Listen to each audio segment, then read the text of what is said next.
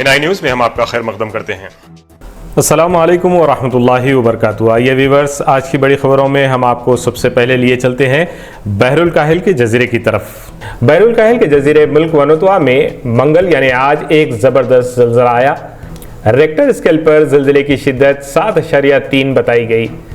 चंद second के शदीद झटकों से मुल्क भर के लोग खौफ में मुब्तला हो गए। ज़लज़ले के बायस कई इमारतें मुनहदिम हो गईं।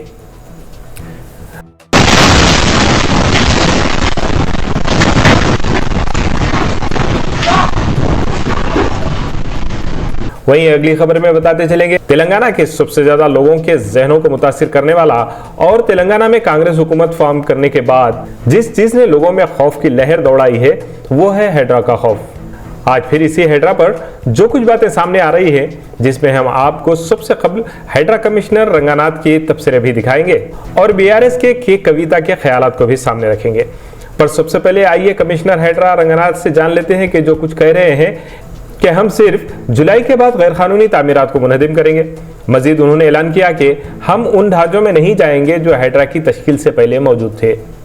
हैड्रा कमिश्नर ने मुतनब्बे करते हुए कहा कि हम उन तामीरात की तरफ जाएंगे जो माजी में गैर कानूनी तरीके और बिना इजाजत के तामीर की गई हैं, उन्हें गिरा दिया जाएगा।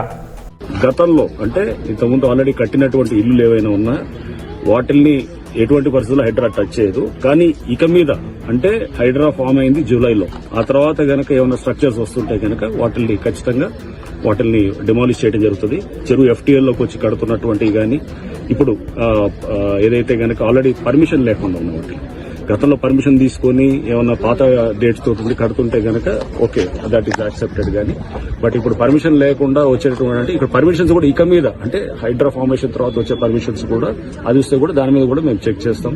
అటువంటి పర్మిషన్స్ కూడా న్యాచురల్ గా ప్రభుత్వం కూడా స్పష్టం చేసింది. పాత పర్మిషన్స్ ఉన్న వాటిని ఆనర్ చేస్తాం, కానీ కొత్తగా పర్మిషన్స్ ఎక్కడ కూడా అది యాక్సెప్ట్ చేయమని చెప్పేసి. సో ప్రభుత్వ పాలసీకి అనుగుణంగా ఈ చెరువులను కాపాడే దీంట్లో మేము డెఫినెట్ గా ఎఫ్టీఎల్ అట్లానే ఎంక్రోచ్మెంట్స్ కాపాడే దిశగా హైడ్రా పనిచేస్తుంది. అండ్ దీంట్లో ముఖ్యంగా ఈ ఎవరైతే పేదవాళ్ళు ఉన్నారో లేకపోతే చిన్నవాళ్ళందరూ కూడా ఆక్యుపై చేస్తున్నారో వాళ్ళని ఎటువంటి పరిస్థితుల్లో డిస్టర్బ్ చేయడం కూడా వాళ్ళకి చెప్పడం జరిగింది. సో దీంట్లో ఎవడన్నా వచ్చి రేపు తప్పుడు ప్రచారం చేసి మీ ఇల్లులంతా కూడా కూలుస్తారంటే దయచేసి నమ్మొద్దని కూడా నేను చెప్తున్నాను. ఆల్రెడీ మీరు ఎప్పుడో కట్టుకున్న ఇల్లులు అవి అనాథరైజ్ అయినా ఆథరైజ్ అయినా పర్మిషన్ ఉన్నా పర్మిషన్ లేకున్నా కానీ వాటిని కూలగొట్టదన్నమాట.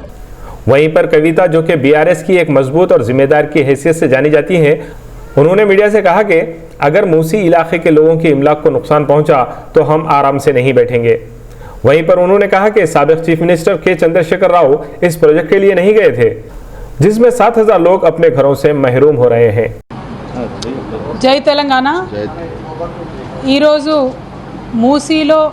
మూసీ నది పరివాహక ప్రాంతంలో మూసీ ప్రక్షాళన పేరుతోని ఈ ప్రభుత్వం చేస్తున్నటువంటి విధ్వంసం పైన శాసన మండలిలో బీఆర్ఎస్ సభ్యులందరం కూడా మేము రకరకాల అంశాలను రేకెత్తించడం జరిగింది. కానీ ప్రభుత్వం దేనికి కూడా జవాబు చెప్పకుండా తప్పించుకోవడం అన్నది అత్యంత బాధాకరం. కానీ మేము సంధించినటువంటి ప్రశ్నలతో ఈ మూసీ మీద ఉన్నటువంటి కన్ఫ్యూజన్ అంతా పోయే విధంగా శ్రీధర్ బాబు గారు ఒక్క మాట మాత్రం ఒప్పుకోవడం జరిగింది. అదేమంటే 4,100 కోట్ల రూపాయలతోని ప్రపంచ బ్యాంకులో రుణానికి మేము అప్లై చేసినటువంటి మాట వాస్తవమే అని చెప్పారు. మరి ప్రపంచ బ్యాంకులో రుణానికి పోయినప్పుడు డిపిఆర్ లేకుండా ఎట్లా ఇస్తుంది ప్రపంచ బ్యాంకు అని మేము అడిగిన దానికి మాత్రం ఆయన సమాధానం దాటవేసిండు. ఇవాళ ప్రజలుగా మనందరం ఆలోచించుకోవాలి.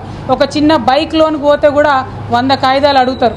4,100 కోట్ల రుణాలు ప్రపంచ బ్యాంకు నుంచి అడిగినప్పుడు మరి డిపిఆర్ లేకుండా ప్రపంచ బ్యాంక్ ఇస్తుందా? మరి ప్రభుత్వం ఇవాళ శాసన మండలిలో శాసనసభలో తప్పుడు సమాధానాలు ఇచ్చి సమాజాన్ని తప్పుదోవ పట్టించేటటువంటి ప్రయత్నం చేస్తూ ఉంది. దీన్ని మేము తీవ్రంగా ఖండిస్తూ ఉన్నాం. మీరు ఏదైతే మూసీ నది ప్రక్షాళన కోసం బీఆర్ఎస్ పార్టీ ఎన్నడూ కూడా వ్యతిరేకం కాదు, కానీ ఒక ప్రణాళికాబద్ధంగా స్టేజ్ వైజ్గా ప్రక్షాళన చేయాలని బీఆర్ఎస్ పార్టీ భావించింది. అందుకే మొదటగా ఎస్టీపీలు కట్టి ముందు వాటర్ క్లీన్ చేసి తర్వాత అక్కడ ఉన్నటువంటి ప్రజలు వారి అవసరాలు ఆలోచన చేసుకొని వారిని రీహాబిలిటేషన్ చేసిన తర్వాత ఏమన్నా కార్యక్రమాలు చేయాలనుకున్నారు. మొత్తం డీటెయిల్గా రీసెర్చ్ చేసినాక 7,000 పైచిలకు మంది ఇండ్లు పోతున్నాయంటే కేసీఆర్ గారు ఆ ప్రాజెక్టు జోలికి పోలేదు. वन नेशन वन इलेक्शन वाली खबर पर हैदराबाद के रुकने पार्लियामेंट असदुद्दीन अवैसी ने लोकसभा में एनडीए हुकूमत की जानिब से पेश करदा one nation one election bill की मुखालिफत की। उन्होंने आज लोकसभा में बात की और कहा कि इससे आइन की रूह की खिलाफ वर्जी होगी और उन्होंने कहा कि इससे इलाकाई जमातों की बका को नुकसान पहुंचेगा। मजीद अपने तफसीरे में कहा कि ये बिल आइन की फलाह और बहबूद के लिए नहीं लाया गया, बल्कि सिर्फ सुप्रीम लीडर की अना को सुकून देने के लिए लाया गया है। Sir, I rise to oppose this draconian unconstitutional bill, sir. OBC के बाद सर मुझे सिर्फ 2 मिनट दीजिए सर। ओबीसी के बाद Sir, this bill violates the right to democratic self-government, which is part of Article 1419. And if a legislative assembly is dissolved, sir, and midterm elections are conducted, the tenure of that assembly will not be for 5 years, sir. This in itself is a violation of parliamentary democracy, which envisages a tenured legislature. Sir, constitutional scheme makes it clear that once elections are conducted, the House should have a right to function for next 5 years. This is violation of basic structure. That such a provision is being done for administrative convenience, not for constitutional purpose. Sir, the principle of federalism means that states are not mere appendages of the center. States are not dependent on the union for their existence. This is the violation of federalism, sir. Sir, in conclusion, Parliament is not competent to make any law that violates fundamental rights or the basic structure of the Constitution, sir. This bill indirectly introduced a presidential style of democracy. This bill is based on maximizing political gain and convenience. This bill will finish off regional parties. This bill is only brought in to massage the ego of the supreme leader. Thank you, sir. I oppose this bill. हादसे की खबरों में हम आपको बता दें कि तिरुपति में आज मंगल सुबह एक आरटीसी बस बुलडोजर से टकरा गई। इस हादसे में 20 से 30 अफराद जख्मी हो गए और यह वाकया नायडोपेट पोथला पटूरू रोड पर तिरुपति देही गोलापल्ली के करीब पेश आया। पुलिस ने फौरी एक केस रजिस्टर करते हुए तहकीकात का आगाज कर दिया। मजीद अगली ताज़ा तरीन अपडेट के साथ फिर NI News 1 आपके रूबरू हाजिर होगा।